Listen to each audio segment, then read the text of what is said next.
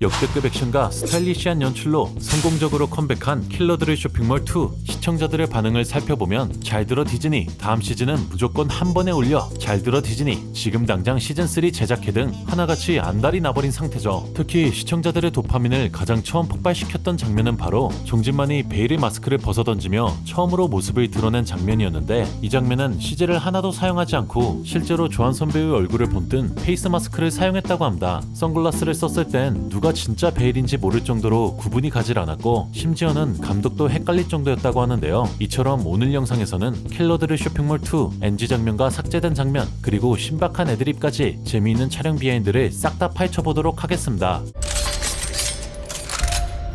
그럼 첫 번째 NG 장면입니다. 먼저 시리즈에선 베일로 위장한 정진만이 바빌론 내부로 침투하는데요. 하지만 그곳에서 휴머노이드 로봇과 마주치면서 전투를 펼칠 수밖에 없었죠. 여기서 이 휴머노이드 로봇은 모션 캡처를 활용하기 위해 배우가 쫄쫄이를 입고 연기했는데,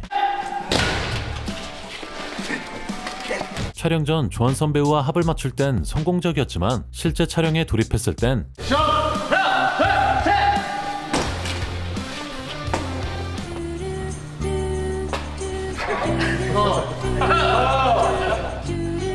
중심을 잃는 바람에 조한선과 가쁜 로맨스가 되고 말았죠. 하지만 괜찮다며 상대 배우를 토닥여주는 조한선 배우, 그의 인성이 돋보이는 NG 장면이었습니다. 한편 이 장면에선 흥미로운 비하인드가 있는데요. 우선 조한선 배우는 베일로 위장한 정진만을 연기해야 했기 때문에 이 순간만큼은 정진만의 액션을 표현해야만 했죠. 하지만 연기를 하면서 자신도 모르게 베일의 시그니처 동작이 나왔다고 하는데, 베일처럼 안 쏠려고 하다 보니까 이 베일은 약간 이렇게 쏘고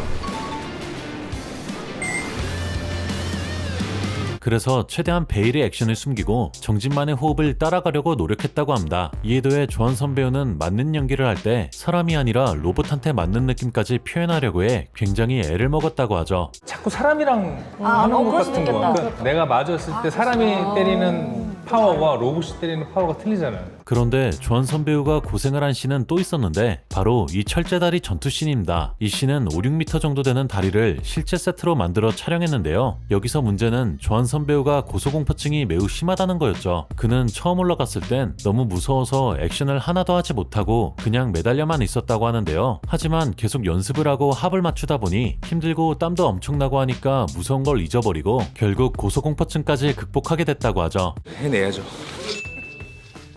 한편 이 장면은 카메라가 뱅글뱅글 돌면서 다이나믹하게 연출됐을 뿐만 아니라 70% 정도를 원테이크로 촬영해 보는 사람들로 하여금 심장을 쫄깃쫄깃하게 만들었는데요. 사실 이 다리 액션씬은 원래 원테이크로 갈 생각이 없었는데 촬영하다가 결과물이 너무 잘 나와 중간에 원테이크로 바꾼 거라고 합니다. 그러다 보니 액션씬을 매컷 1분 이상이나 되는 길이로 찍을 수밖에 없었고, 그래서 촬영이 끝난 뒤엔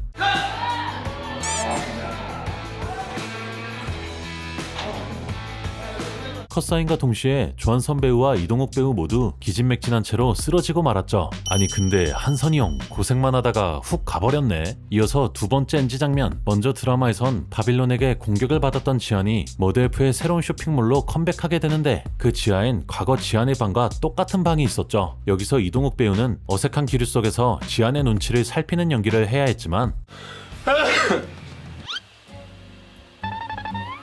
네, 그만 재채기를 해버리고 말았는데요. 이에 김혜준 배우조차 눈빛이 흔들리는데, 돌아온 거. 아니 왜 못 가? 아니 그때 얘 표정 쓰면 되죠. 세상 제일 뻔뻔한 이동욱 배우는 그대로 연기를 이어나가려 했고 촬영 현장이 웃음바다가 돼버렸죠. 한편 뻔뻔한 이동욱과 달리 김혜준 배우가 감정에 몰입할 수 있도록 도와준 배우가 있었는데요. 바로 정지한의 남자친구 우진이를 연기한 유연수 배우였죠. 먼저 드라마에선 지한과 우진이 배를 타고 도망가던 와중에 바빌론의 공격을 받게 되는데요. 그 과정에서 안타깝게도 우진인 총상을 입어 사망하고 말았죠. 이때 촬영 현장을 보면 그만. 컷이나 컷이야. 아니야. 내가 너무 운다. 아니야. 너가 오늘 김혜준 배우만큼이나 유연수 배우 또한 눈물을 엄청 쏟고 있는 걸 볼 수 있는데요. 사실 이 씬에선 김혜준 배우의 얼굴 위주로 촬영했기 때문에 화면에 담기지 않는 유연수 배우는 굳이 연기를 하지 않아도 됐다고 합니다. 하지만 그는 매 테이크마다 같이 울어주며 김혜준 배우가 감정에 몰입할 수 있도록 엄청난 도움을 줬다고 하죠. 개인적으로 유연수 배우의 연기가 인상 깊어 프로필을 찾아보니 아니나 다를까 한예종 출신의 연기 엘리트였는데요. 특히 사투리 연기를 워낙 자연스럽게 해 지방 출신인 줄 알았지만 사실은 사투리를 써본 적이 없고 보이지 않는 곳에서 엄청난 연습을 한 결과였다고 하죠. 첫 촬영 때 현수가 사색이 돼서 나타났던 기억이 나요. 네, 부담감에 이뿐만 아니라 사륜 오토바이 추격신을 촬영하기 위해 오토바이 면허를 따는 등 다방면으로 엄청난 노력을 했다고 하는데요. 이번 계기로 유명세를 타 다양한 작품에서 만나볼 수 있길 기대해보겠습니다. 그런데 오토바이 면허를 딴 사람은 유연수 배우뿐만이 아니었는데요. 바로 소민혜를 연기한 금혜나 배우도 있었죠. 아이고,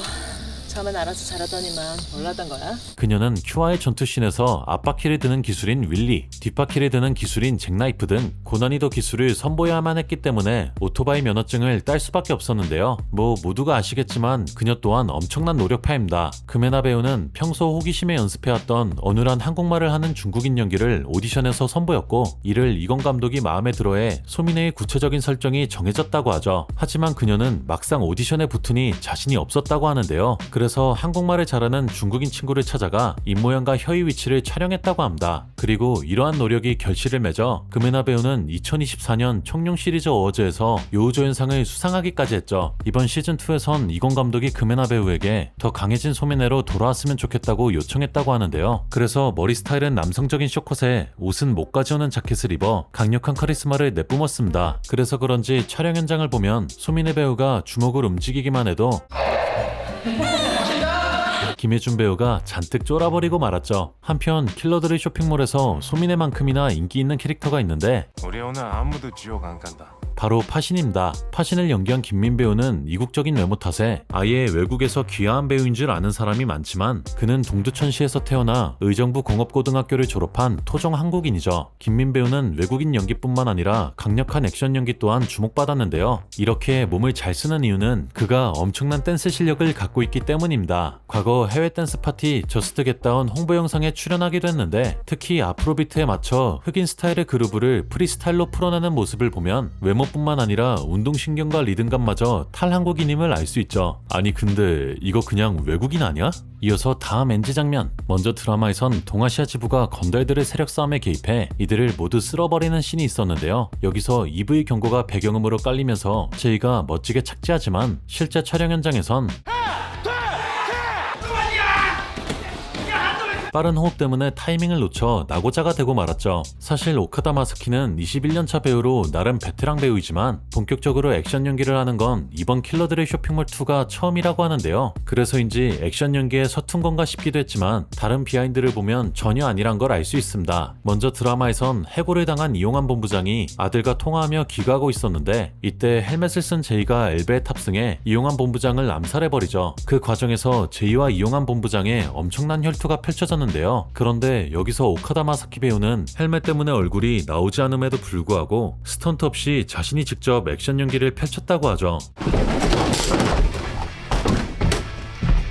아니 근데 길강이 형 이제 곧 60인데 액션 미쳤던데? 이어서 드라마에 공개되지 않았던 삭제 장면. 그 주인공은 바로 제이의 누나 큐를 연기한 현리 배우인데요. 이건 감독은 현리 배우에게 큐는 팔색조 같은 매력을 가진 캐릭터라며 만약 킬러가 되지 않았다면 배우가 됐을 거라 말했다고 하죠. 그래서 현리 배우는 첫 등장에선 긴 머리의 클럽녀였다가 이후에는 여전사로 등장하기도 하는 등 매 임무마다 전혀 색다른 매력을 뽐내야 했는데요. 그리고 동아시아 지부 작전회의 장면에선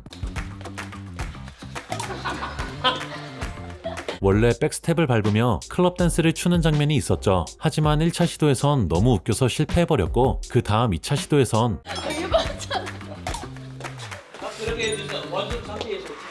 창피해서 실패해버리고 말았죠. 급기야 그녀는 동아시아 지부의 번역기 마르코의 개인 교습까지 받고 이거잖아. 나 잘하고 있잖아. 잘하고 있잖아요. 자신감이 올라간 그녀는 오카다 마사키 앞에서 열심히 춤을 추며 몸치 탈출에 성공하는데 결국 통편집 당해버리고 말았죠. 아 근데 이 누나 너무 이쁘다. 한편 현리 배우만큼이나 매력적이고 압도적인 존재감을 뽐낸 배우가 있었는데 바로 이번 시즌2의 최종 빌런 쿠사나기를 연기한 정윤아 배우입니다. 쿠사나기는 자신의 애인인 제이가 죽은 상황에서도 태연하게 룸서비스를 시키는 소시오패스인데요. 정윤아 배우는 세상 친절한 것처럼 사람을 대하지만 사실은 모두를 깔보고 있는 듯한 느낌을 주고자 쿠사나기 특유의 제스처와 말투에 엄청난 신경을 썼다고 하죠. 특히 강렬했던 첫 등장신에선 펑키한 사람으로 표현하고 싶어 걸음걸이 하나하나에도 의도를 담았으며 엠플로랑 옛날 자미로카의 음악 들을 것 같은 사람으로 약간 표현하고 싶어갖고 펑키하게.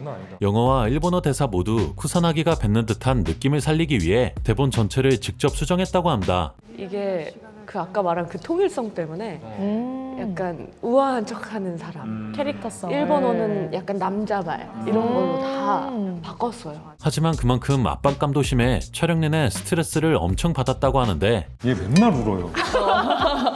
저 붙잡고 한 3번 울었어.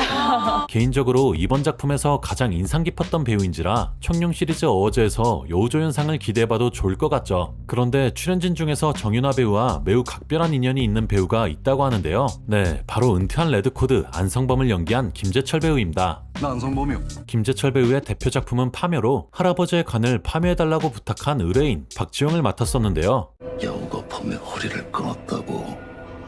아니 근데 이게 정윤아 배우와 무슨 상관이지 싶기도 하겠지만 사실 정윤아 배우 또한 파묘에 출연했으며 그녀는 인트로에서부터 모습을 드러내는 박지용의 아내 역할을 연기했습니다. 네, 맞습니다. 사실 김재철 배우와 정윤아 배우는 파묘에서 부부를 연기했던 사이였던 건데요. 이 둘이 이번 작품에서 다시 만나 악수를 하는 모습은 굉장히 흥미로운 장면 중 하나였죠. 이어서 애드립 장면입니다. 그 주인공은 바로 이성조를 연기한 서현우 배우인데요. 이성조는 지난 시즌에서 지안에 의해 죽게 됐지만 이번 시즌2에선 환영으로 등장해 살인을 저지른 지안이 얼마나 큰 죄책감에 시달리고 있는지를 보여주는 역할을 했죠. 특히 그가 처음 등장했을 때 자신의 목을 긁으며 머리가 떨어져 나가는 장면은 충격 그 자체였는데 이렇게 막 목 긁고 하는 거는 다 성조 선배 이제 아이디어거든요. 근데 전 그게 너무 기괴한 거예요, 현장에서. 그래서, 네. 사실 이 모든 게 서현우 배우의 애드립이었죠. 한편 극 중에서는 이토록 기괴한 연기를 선보였지만 카메라 밖에서는 위트 있는 농담을 던지며 촬영 현장에 활기를 불어넣었다고 하는데 성불하십시오.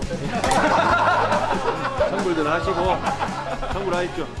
성불자 있으면 재밌을 것 같긴 해. 네, 오늘 제가 준비한 영상은 여기까지며 재밌게 보셨다면 구독과 좋아요 부탁드립니다. 그럼 지금까지 시네마보이였습니다. 감사합니다.